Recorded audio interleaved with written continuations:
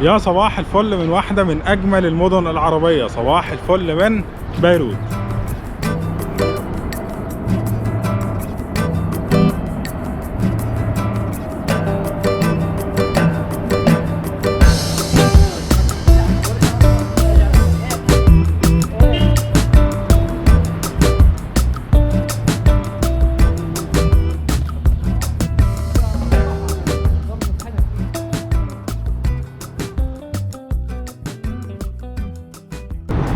يا صباح الفل مرة تانية من البلد اللي بحبها جدا وبحب شعبها، لبنان، وبالتحديد من مدينة بيروت. دي تاني زيارة ليا لبيروت. في رأيي الشخصي بيروت من أجمل المدن الموجودة في الوطن العربي. مدينة تقدر تستمتع جدا بوقتك فيها. حاول النهاردة أتجول معاكم في الشوارع والأسواق الموجودة هنا. بكل صراحة متشوق جدا لزيارتي الحالية لبيروت، فيلا بينا نبدأ جولتنا. أنا موجود حاليا في منطقة اسمها الراوشة. طبعا من اشهر الاماكن الموجوده هنا في بيروت، وموجود فيها ابرز المعالم السياحيه الخاصه بلبنان بشكل عام وبيروت بشكل خاص. الصخرتين اللي انتم شايفينهم حاليا، الفيو يعني على الحقيقه اجمل بكتير من الصور، ففعلا من الاماكن اللي لازم تزورها لو انت موجود داخل بيروت.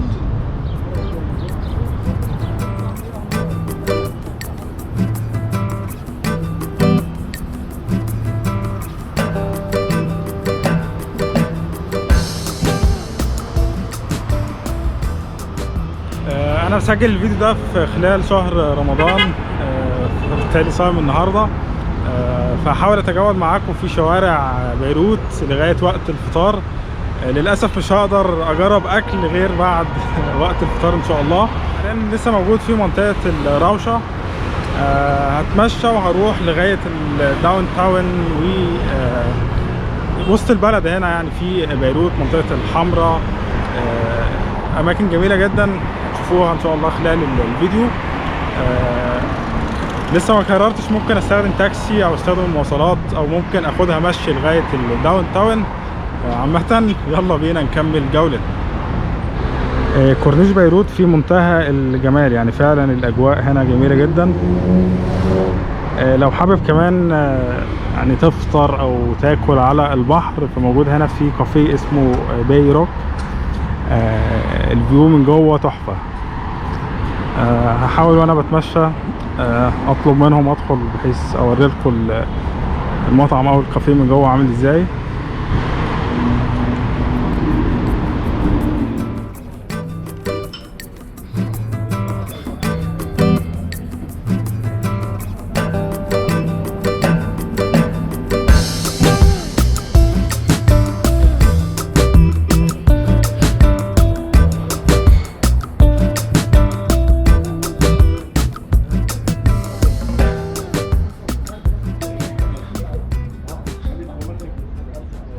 زي ما قلت لكم النهارده صيام، فبحاول الوقت يعدي بسرعه باي صوره ممكنه. فقررت اتمشى على كورنيش بيروت. حاليا اتوجه لمنطقه الداون تاون. ما اعرفش هحتاج اتمشى قد ايه، ممكن ربع ساعه نص ساعه، مش متذكر بصراحه المسافه كانت بعيده او قريبه. لكن بشكل عام الاجواء جميله جدا، والجو كمان حاليا درجه الحراره يعني ممكن تكون في حدود 20 درجه، فالجو فعلا لطيف جدا في الوقت الحالي.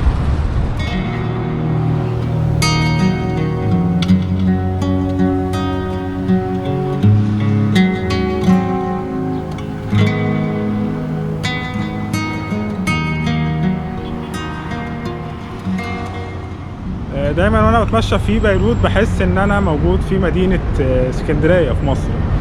مدينتين متشابهين جدا، اجواء يعني على البحر بالتحديد او على الكورنيش تعتبر هي. لكن بشكل عام هي المدن المطلة على البحر المتوسط دايما بتكون ليها طراز او طابع مميز مختلف عن باقي المدن. لو تشوفوا هنا المباني مع منظر الشوارع، الشجر، العربيات، يعني فعلا تحس ان انت ماشي في مدينة الاسكندرية. عامة هكمل او لسه بستكمل جولتي على كورنيش بيروت. بيروت يعني انت ممكن تمشي الكورنيش من اوله لاخره وفعلا مش هتزهق. الاجواء فيه منتهى الجمال. حاجه كمان هتلاحظها دايما على كورنيش بيروت، زي ما واضح ورايا حاليا، دايما في شباب او حتى كبار سن بيلعبوا او بيمارسوا رياضه. من احلامي لو قررت اعيش في بيروت اعمل كده بصراحه. الجري على البحر او على الكورنيش بيكون ممتع جدا. مطار بيروت قريب جدا من مركز المدينه، فدايما وانت بتتمشى هنا على الكورنيش بتشوف الطيارات.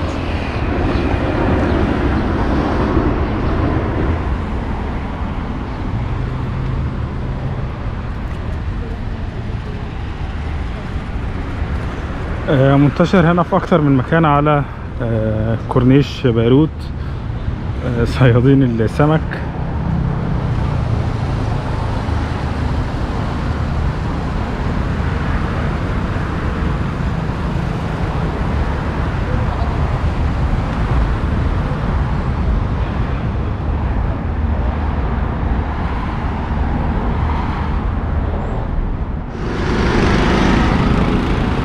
اعتقد لبنان من الدول اللي على المستوى السياسي يعني علاقتها جيدة باغلب الدول العربية او الدول بشكل عام على مستوى العالم.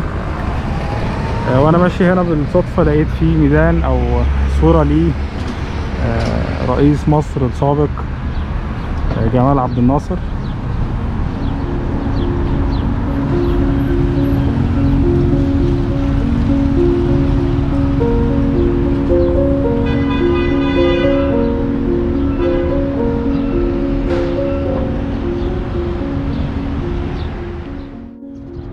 حاليا انا وصلت المنطقه هنا في بيروت اسمها زيتونه باي.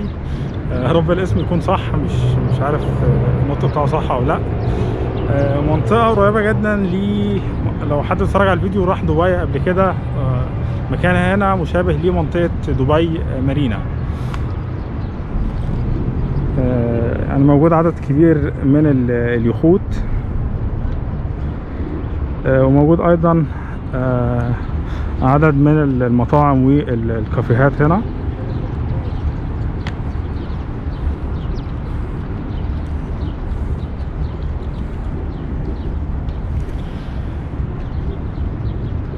اعتقد السمك واضح امامكم.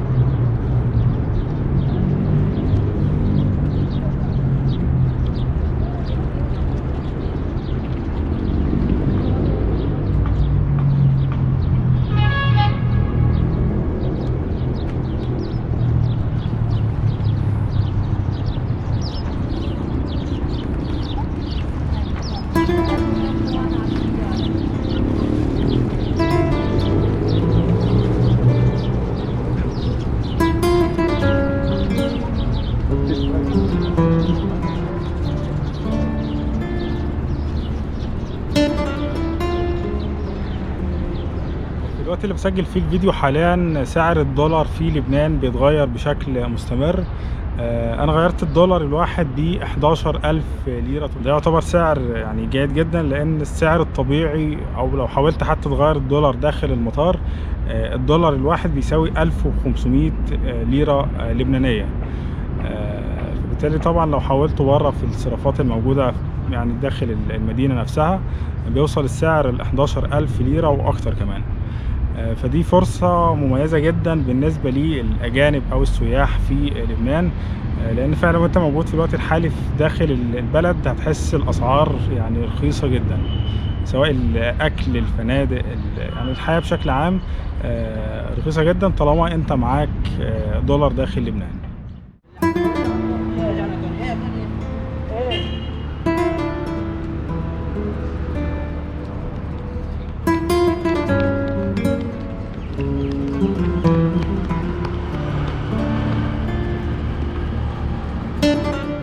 أنا موجود حاليا في منطقة اسمها بيروت سوقس أو أسواق بيروت، مكان أو منطقة زي شوبينج مول موجود هنا معظم البراندز العالمية. لكن اللي ملاحظه إن زي ما واضح أمامكم يعني المحلات ممكن 80 أو 90% منها مغلق. معرفش السبب بصراحة، هستفسر عن النقطة دي، لأن أنا متذكر لما كنت في نفس المكان هنا من سنتين تقريبا. المنطقة كانت حيوية جدا، كانت زحمة، كان في أنشطة كتير موجودة في المكان. لكن في الوقت الحالي زي ما انتم شايفين أجواء هادية تماما، تقريبا مفيش أي حد موجود في منطقة أسواق بيروت.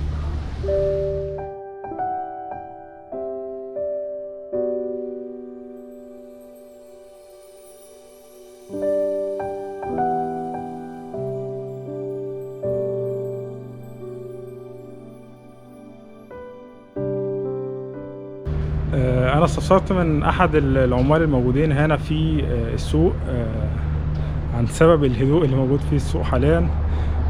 أنا توقعت بصراحة ممكن بسبب فيروس الكورونا يكون في إجراءات أو شيء متعلق بكده، لكن طلع السبب الرئيسي بسبب الانفجار أو الأحداث اللي كانت حدثت في المينا هنا في بيروت أو في مرفأ بيروت، خاصة ان الانفجار كان على بعد امتار قليلة جدا من المنطقة هنا.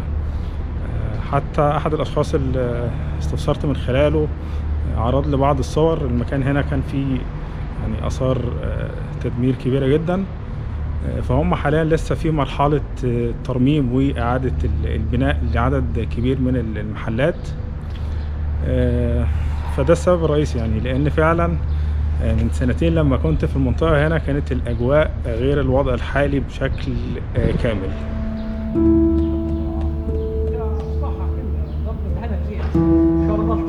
أتمنى إن شاء الله تكون آخر الأحزان في بيروت الجميلة، وترجع الحياة زي ما كانت وأفضل كمان.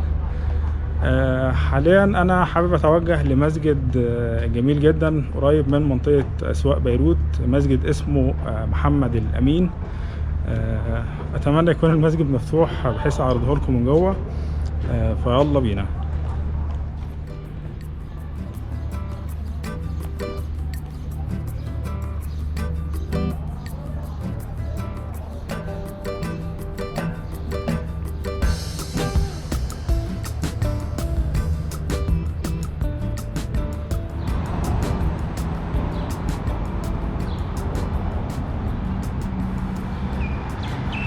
للأسف الشديد المنطقة الخاصة بالداون تاون ساحة الشهداء هنا في بيروت مغلقة، أو المفروض المدخل بتاعها اللي أمامي حاليا.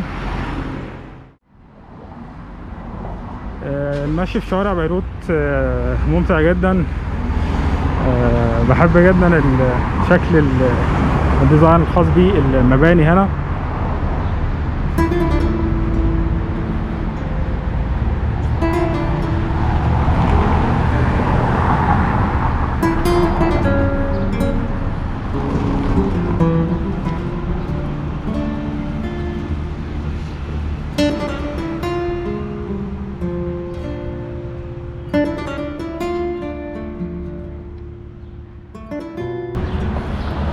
زي ما قلت لكم مجرد المشي في شوارع بيروت يعني ده متعة خاصة.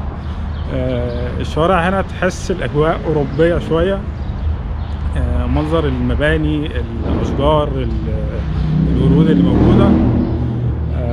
فبيروت بكل صراحة من المدن اللي لازم تزورها، ولو زرتها مرة هتكرر تزورها أكتر من مرة. يعني فعلا الأجواء هنا جميلة جدا.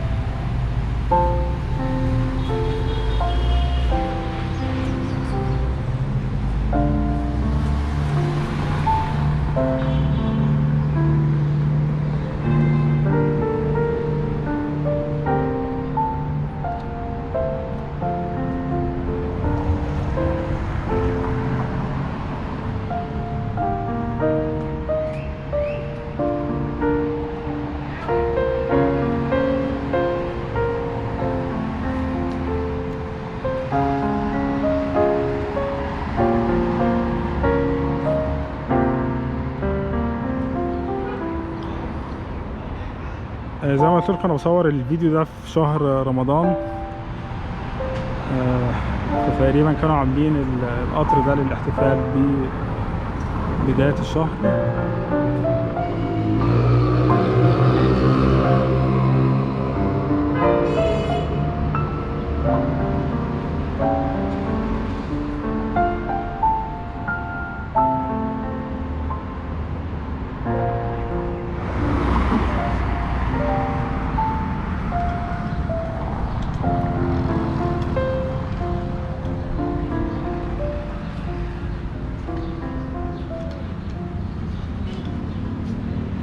حاليا وصلت للمنطقة الخاصة بمسجد محمد الأمين.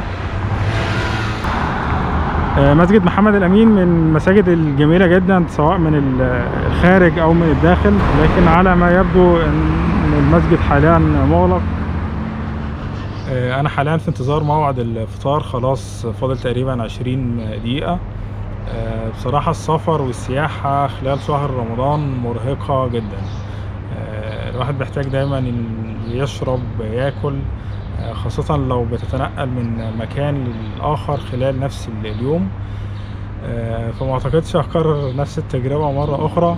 يعني الواحد يحاول خلال شهر رمضان يستريح شوية. عامة خلاص دقايق قليلة وهنتقل أو أتوجه مرة تانية لمسجد محمد الأمين. هصلي المغرب هناك، وبعد كده أشوف المطاعم والأوبشنز المتاحة للأكل هنا بحيث أفطر. بصراحة جعان وعطشان بالتحديد جدا جدا. الله أكبر الله.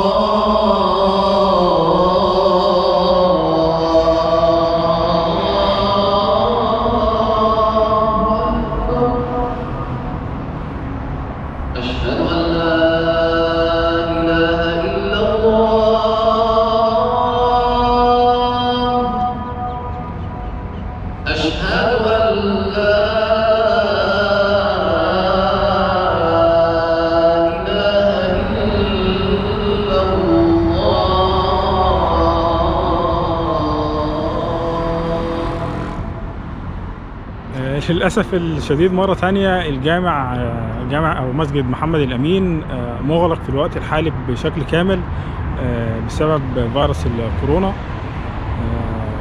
يعني أنا لما سألت أول مرة حد قال لي بيفتح مع صلاة المغرب، لكن جيت حاليا لقيته مغلق، مع إن في مساجد تانية شفتها مفتوحة وفيها مفتوحة للصلاة في الوقت الحالي.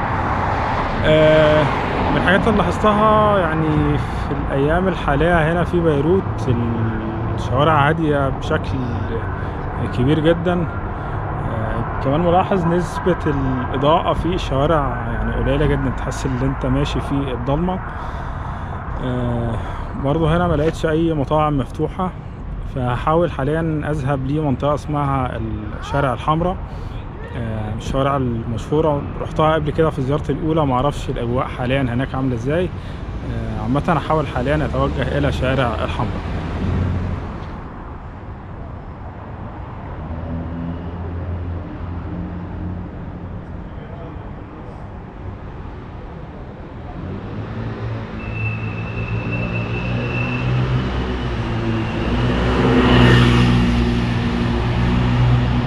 متعجب جدا من الأجواء الموجودة حاليا هنا في شوارع بيروت. أتمنى لو حد من لبنان بيتفرج على الفيديو يصحح لي المعلومة أو يشرح لي بالظبط هل الهدوء ده بسبب شهر رمضان أو بسبب الكورونا أو بسبب أحداث سياسية موجودة في البلد. لأن أنا متذكر نفس الشارع اللي موجود فيه حاليا من سنتين بالظبط، كان زحمة جدا، موجود فيه عدد كبير من الشباب، ناس كتير بتعمل شوبينج. فزي ما انتم شايفين يعني فعلا الشوارع فاضية تماما.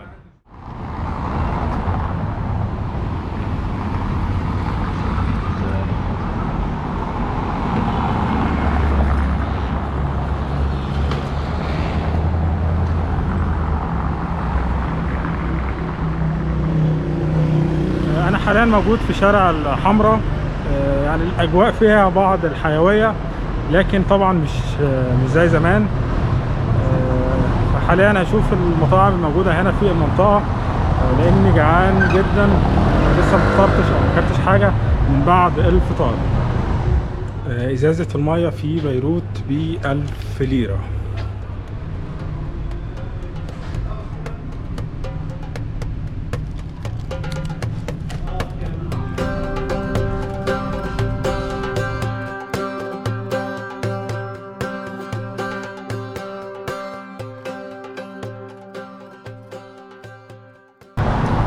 عجبتني جدا الشاورما. انا بشكل عام بحب الشاورما اللبناني، بحب تتبيله الفراخ بتاعتهم مع التوميه، فالساندوتش بصراحه بيعجبني جدا.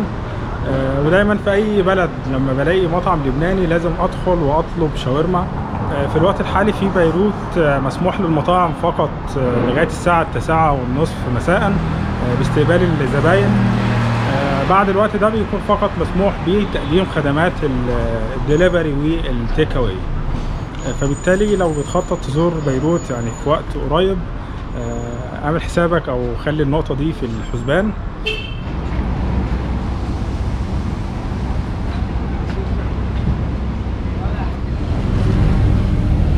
تمام. في ليمون موجود. تمام، ليمون، فراولة، حليب.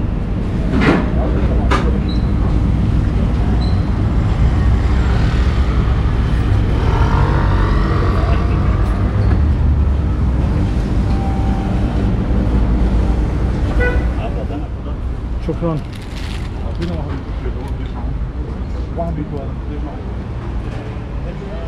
من الحاجات المنتشرة في شوارع بيروت دايما هتلاقي وانت ماشي محلات العصاير والايس كريم. فلما تيجي بيروت لازم تجرب الايس كريم هنا. بصراحة طعمه لا يقاوم، خاصة لو الجو حر او لو زرت بيروت خلال فصل الصيف. وهنا هتكون نهاية يوم النهاردة في مدينة بيروت. بصراحة استمتعت جدا بوقتي، على الرغم ان الاجواء الحالية يعني لسه مش زي زمان، بسبب طبعا احداث كتير خاصة بفيروس الكورونا، الاحداث السياسية اللي كانت هنا في لبنان. لكن بشكل عام يعني قدرت لحد ما استمتع بيومي. اتمنى الفيديو ينال اعجابكم. لو اي حد عنده اسئله او استفسارات ممكن يسيبها في التعليقات الموجوده تحت الفيديو. شكرا جزيلا على المشاهده وتصبحوا على خير.